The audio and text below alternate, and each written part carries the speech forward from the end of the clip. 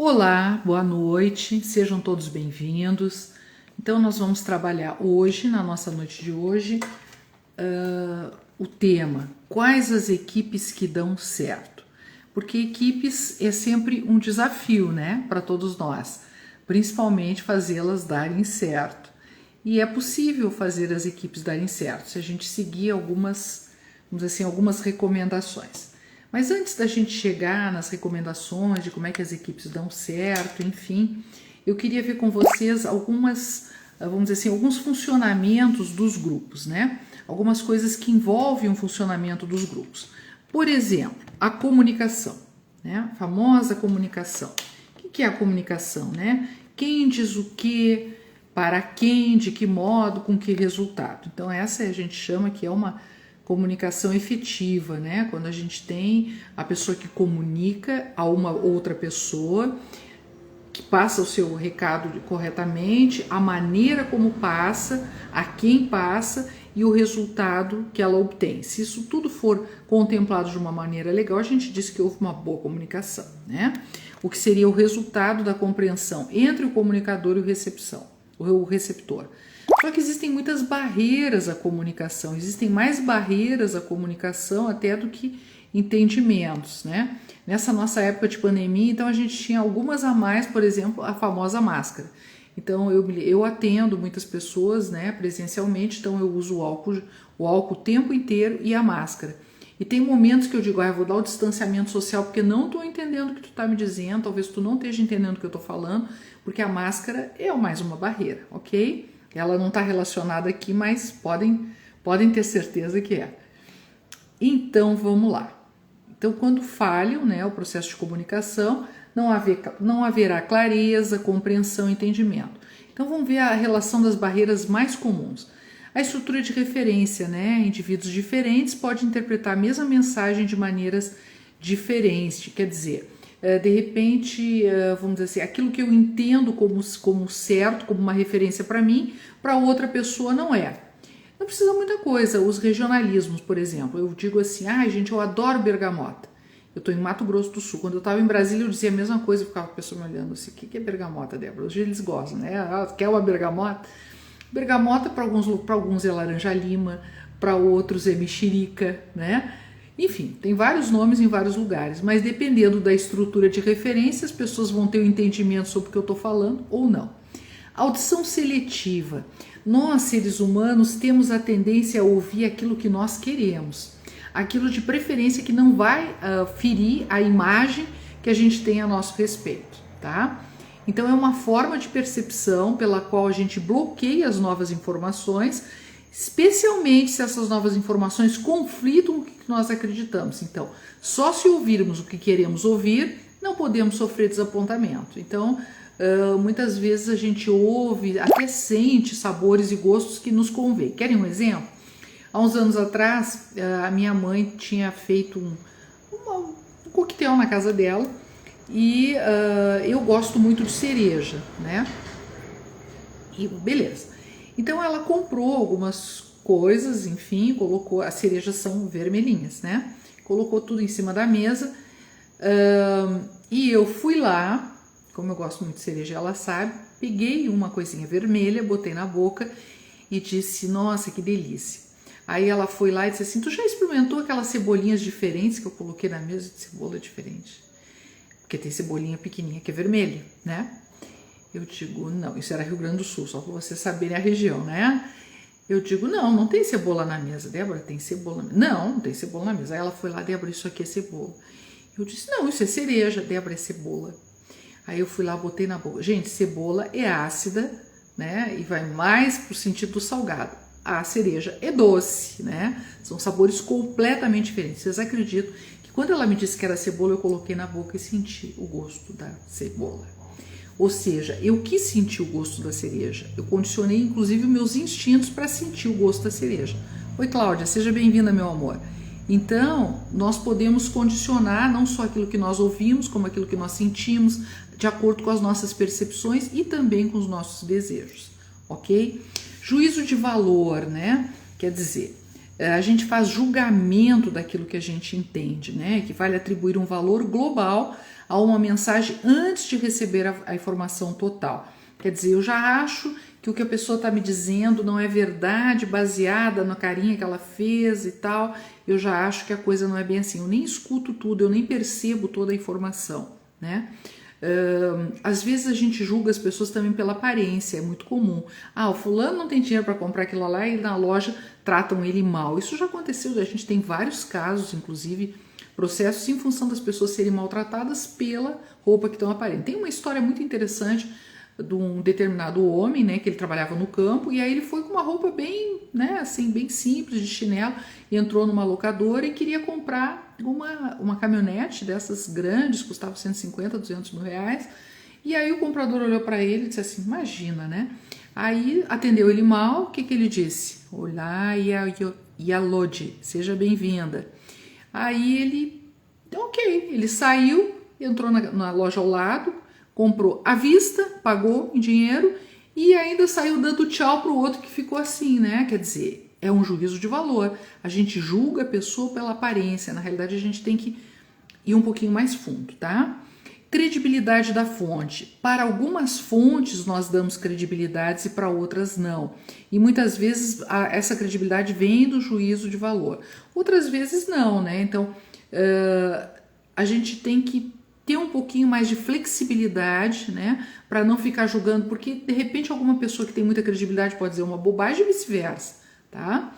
Problemas de semântica, quer dizer, problemas de significado da comunicação. Eu dei o exemplo da mexerica, né, que tem a ver com a estrutura de referência, de quem está pensando, e também tem a ver com a semântica, o significado da palavra.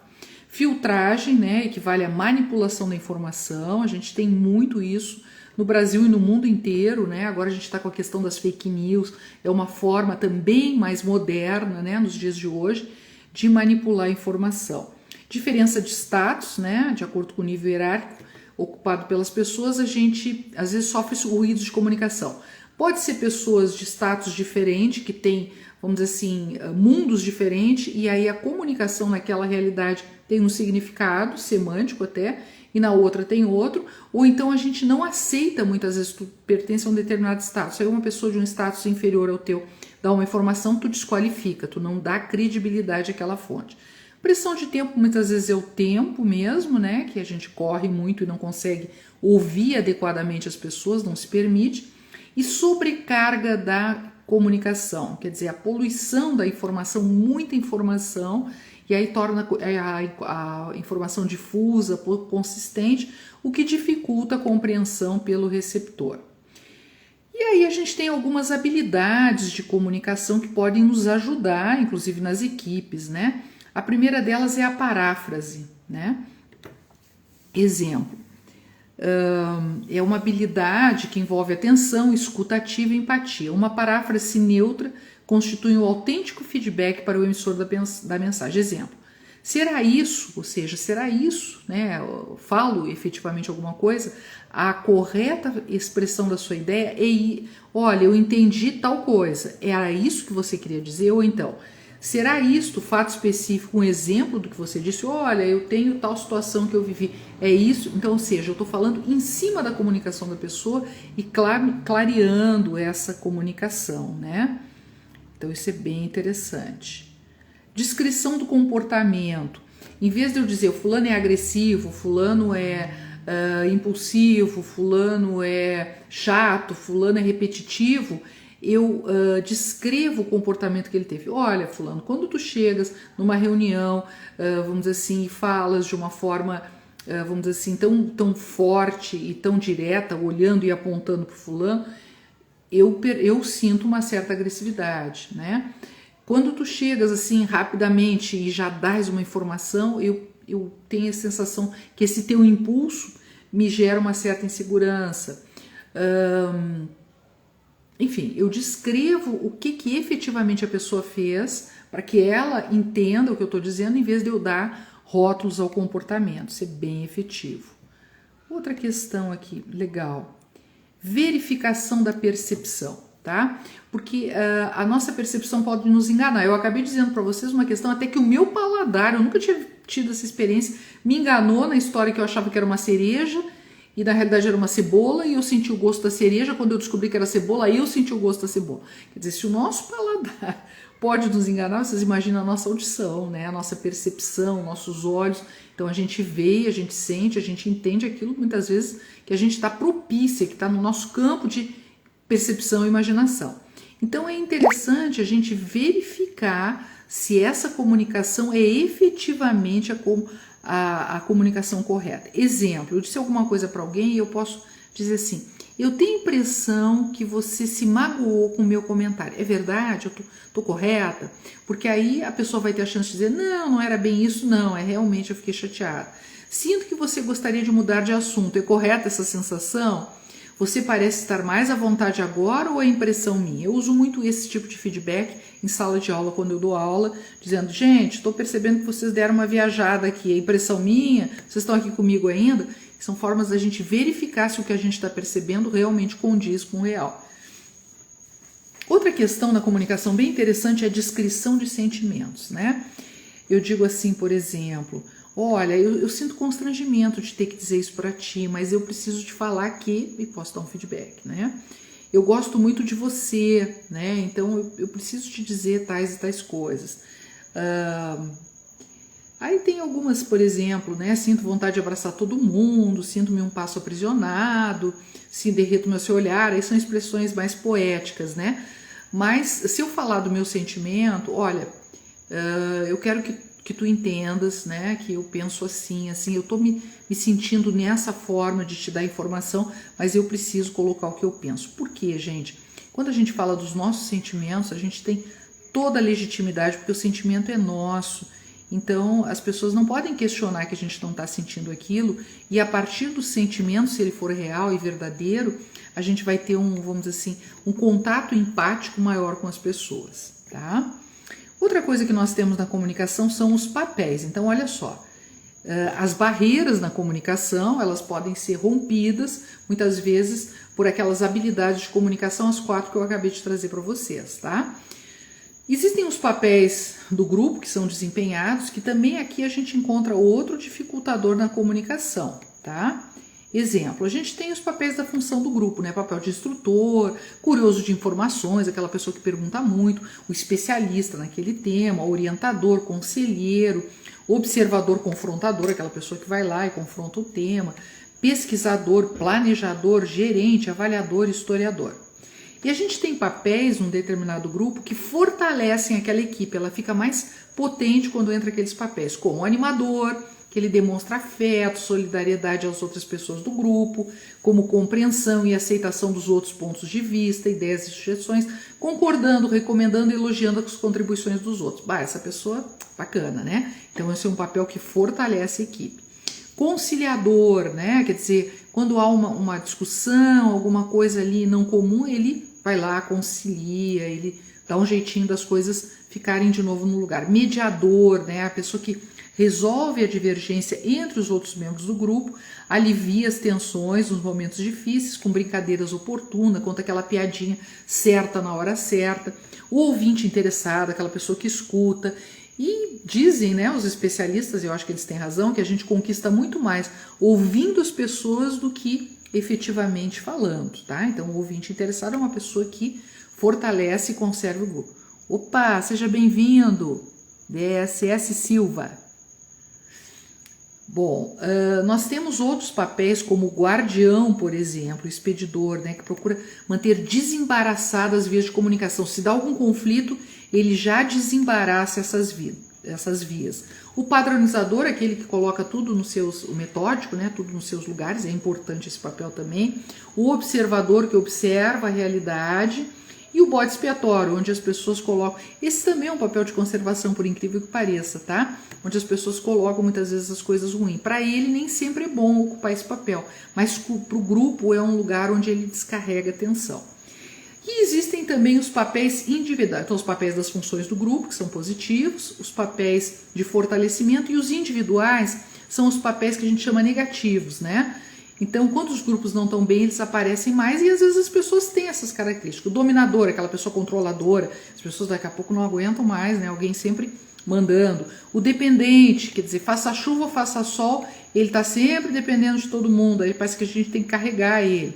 O criador de obstáculo, que está sempre criando problema. O agressivo, o vaidoso, né, que às vezes é engraçado, mas às vezes ele também cansa, né? O reivindicador, que está sempre lutando por coisas. É bacana a gente reivindicar, mas sempre na mesma tecla. Às vezes é o confessante, né, que aproveita a audiência do grupo para exprimir sentimentos, perspicácia, ideologia, sobre o ponto de vista pessoal, né, não dirigido ao grupo como um todo, né? Quer dizer, ele usa aquele grupo para vender as ideias dele, aquelas ideias que a gente já está cansado de saber.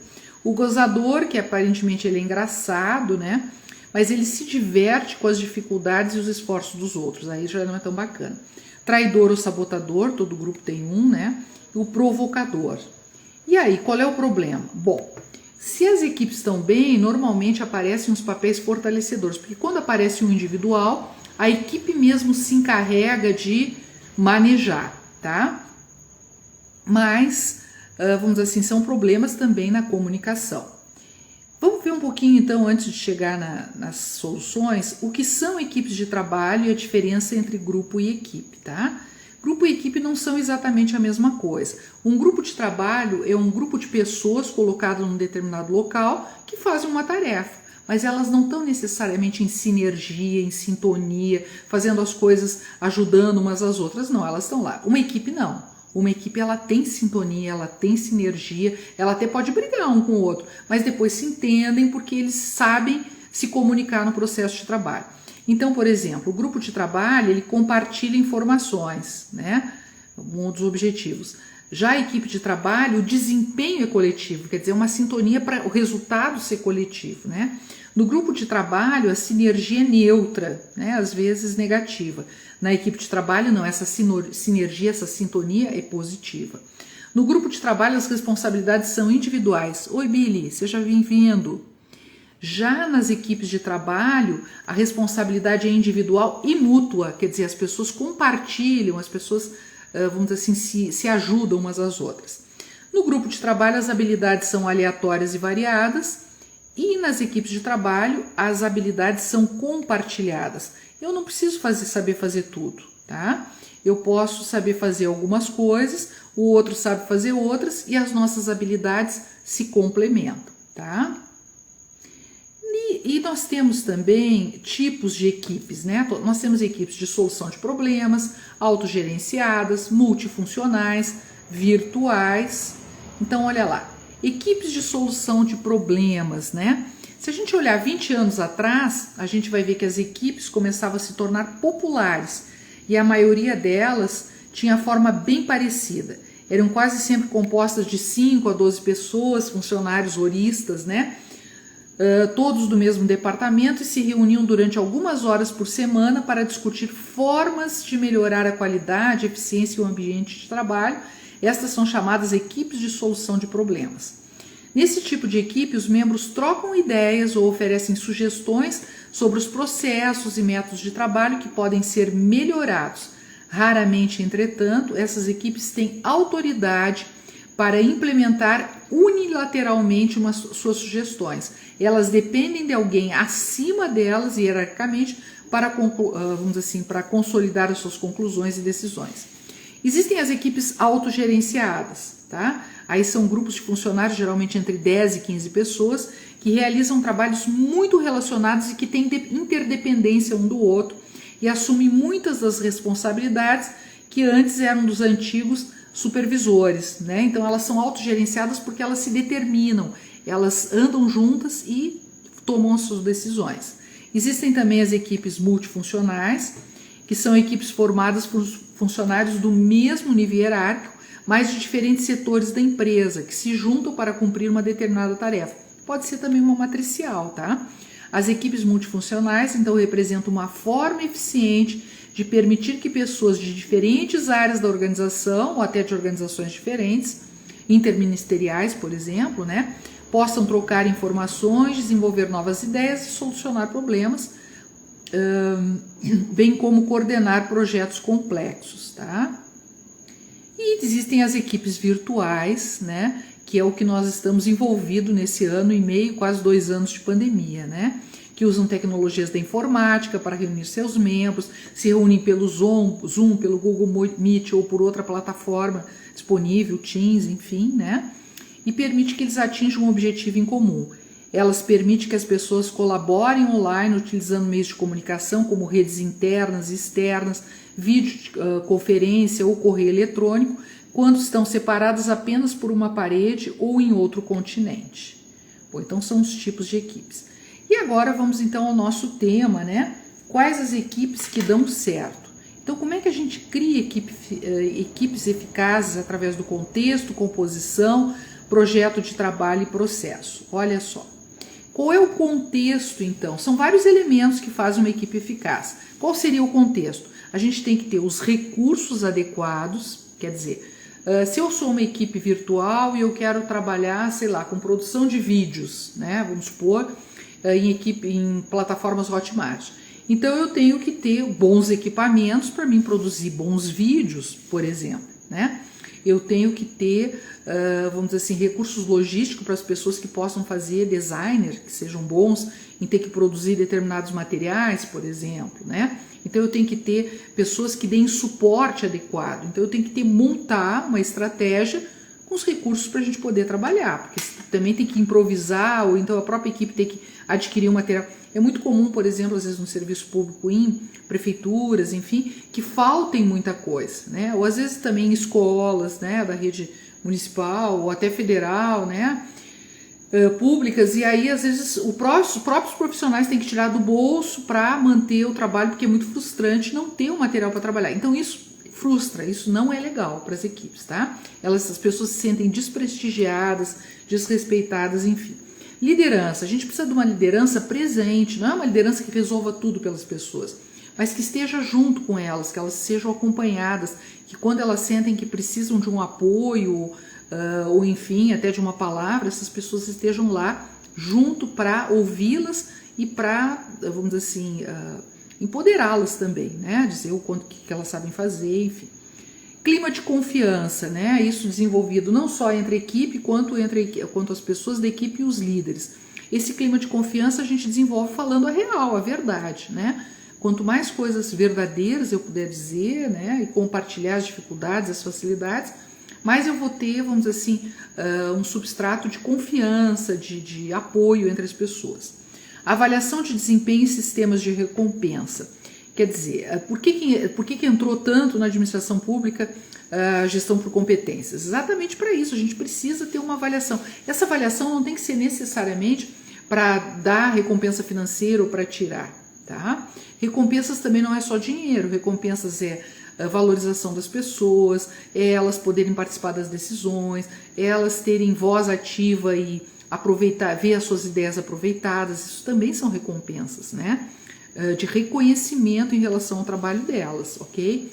E aqui na avaliação cabe algumas colocações. Por exemplo, se eu vou fazer, se alguém entra na minha equipe, o que eu tenho que fazer? Eu tenho que sentar com essa pessoa e colocar os objetivos dessa equipe, o que se espera dela, como é que ela vai ser avaliada, quando vão se dar as avaliações, como é que são feitos os acompanhamentos, emitir, depois que faço, que a pessoa entende, emitir também feedbacks constantes. Se diz que para dar 4, 5 feedbacks positivos, a gente pode dar um corretivo, né? Outros chamam de feedback negativo. Eu prefiro a palavra corretivo.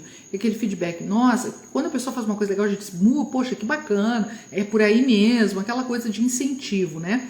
E quando ela faz uma coisa errada, olha, isso aqui não é bem assim, o jeito mais adequado, outra forma seria essa. Então a gente poder ter essa liberdade de dizer.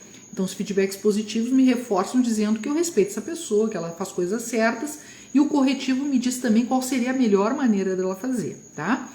E a avaliação, vamos supor, se alguém fez alguma coisa errada, o melhor é eu dizer o mais perto possível do comportamento, não esperar 6 meses para dizer na avaliação de desempenho dela, porque aí a pessoa se sente desprestigiada, enfim, e não é legal, tá? Até porque a gente já esqueceu o comportamento. Então, por isso que os feedbacks precisam ser seguidos. Outra questão, a composição da equipe, tá?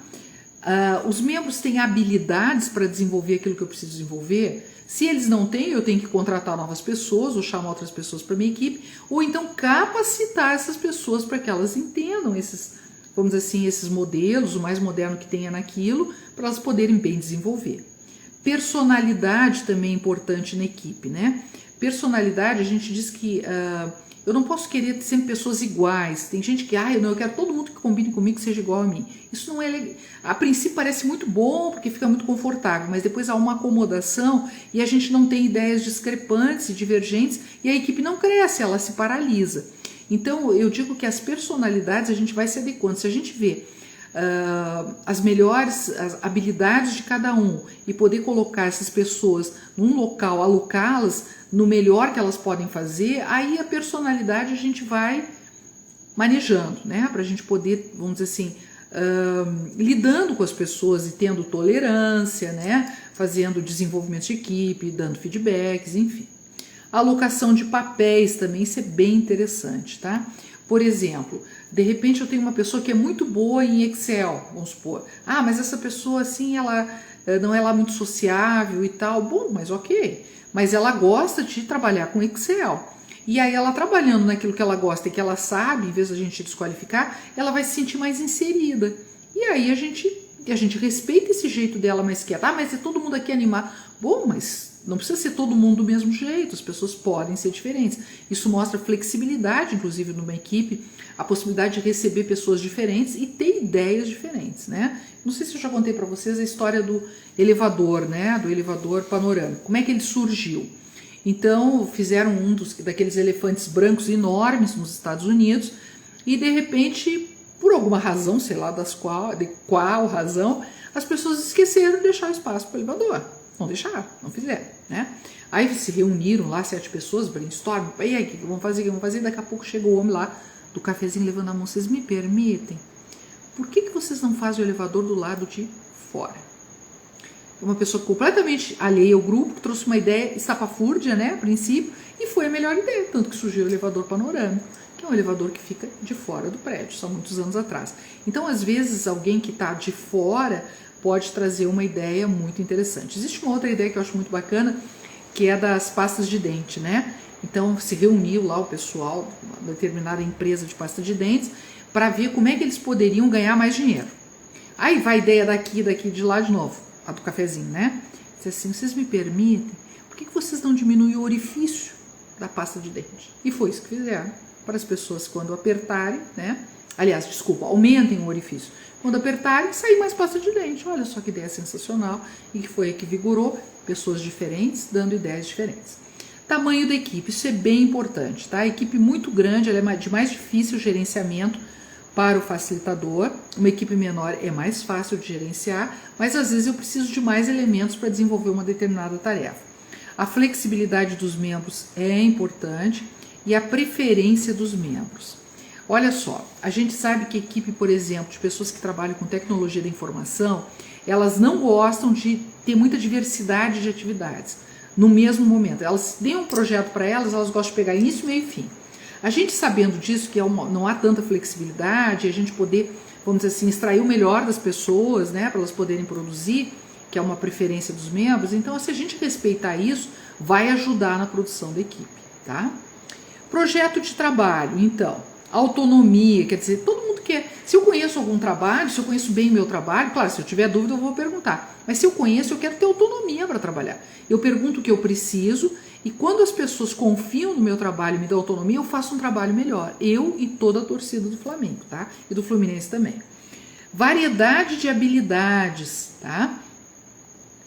Vamos supor assim, é importante que a gente saiba, como líder, alocar a variedade de habilidades para a gente poder bem utilizá-las.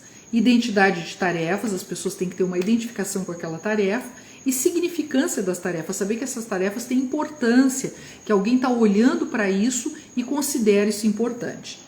E por final, o processo de trabalho, né? Tem que haver um propósito comum nessas equipes, quer dizer, uma finalidade, um objetivo comum, metas específicas, né, mensuráveis. Nós queremos fazer determinada coisa por tal tempo, por uma quantidade X.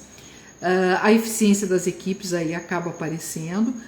Existe um determinado nível de conflito que a gente tem que permitir. Às vezes alguém se estoura com alguém, a gente não tem que estar lá ansioso, lá, enquanto líder, para resolver todos os problemas. Tem problemas que eles resolvem entre si, tem que respeitar isso, faz parte da autonomia da equipe. E uma folga social também, né? Uma folga social pode ser, por exemplo, as pessoas, vamos dizer assim, saírem numa sexta-feira, quando sextou, né? Uma sexta-feira, tomar um chopp, almoçar juntas, enfim, fazer algumas coisas juntas pode ser uma coisa bacana. Beleza, pessoal? Então esse foi o nosso, vamos dizer, o nosso vídeo sobre quais equipes que dão certo. Então uma boa noite para vocês e até o próximo vídeo na próxima quinta-feira.